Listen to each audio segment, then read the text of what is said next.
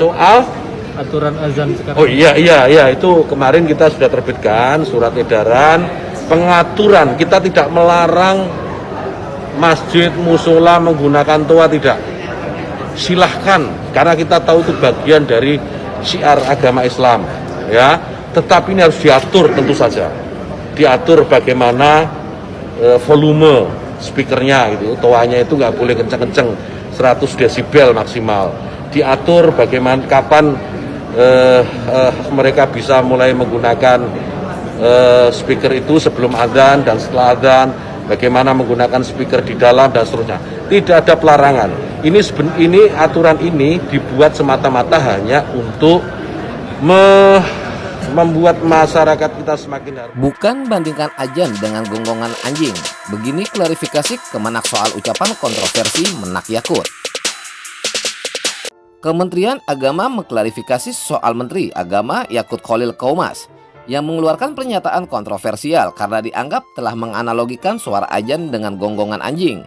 Hal itu diungkapkan Yakut menyusul diterbitkannya Surat Edaran atau SE nomor 05 tahun 2022 tentang pedoman penggunaan pengeras suara di masjid dan musola.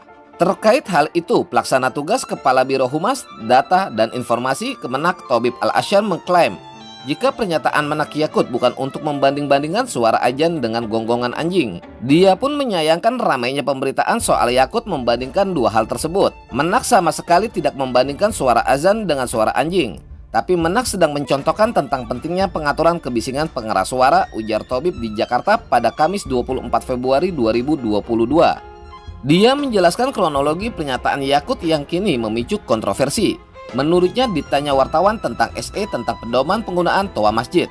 Menak Yakut mengatakan, dalam hidup di masyarakat yang plural diperlukan toleransi. Dengan itu, kata dia, perlu pedoman bersama agar kehidupan yang harmonis tetap terawat dengan baik, termasuk tentang pengaturan kebisingan pengeras suara apapun yang bisa membuat tidak nyaman. Dalam penjelasan itu, Gus Menteri memberi contoh sederhana, tidak dalam konteks membandingkan satu dengan lainnya. Makanya beliau menyebut kata misal. Yang dimaksud Gus Yakut adalah misalkan umat muslim tinggal sebagai minoritas di kawasan tertentu, di mana masyarakatnya banyak memelihara anjing, pasti akan terganggu jika tidak ada toleransi dari tetangga yang memelihara, jelasnya.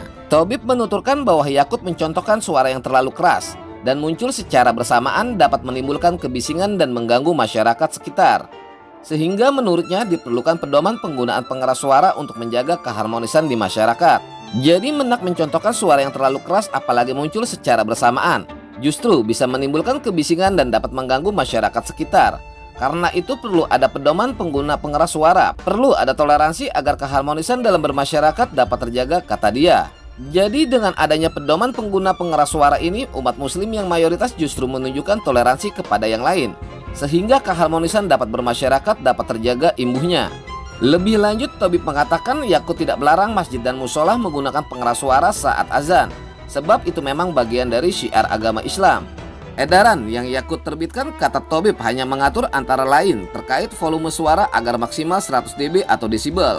Selain itu mengatur tentang waktu penggunaan disesuaikan di setiap waktu sebelum azan. Pedoman itu, kata Thobib, telah diterapkan sejak lama. Jadi yang diatur bagaimana volume speaker tidak boleh kencang-kencang. 100 dB maksimal, diatur kapan mereka bisa mulai gunakan speaker itu sebelum dan setelah azan. Jadi tidak ada pelarangan, kata Thobib. Dan pedoman seperti ini sudah ada sejak 1978 dalam bentuk instruksi Direktur Jenderal Bimbingan Masyarakat Islam.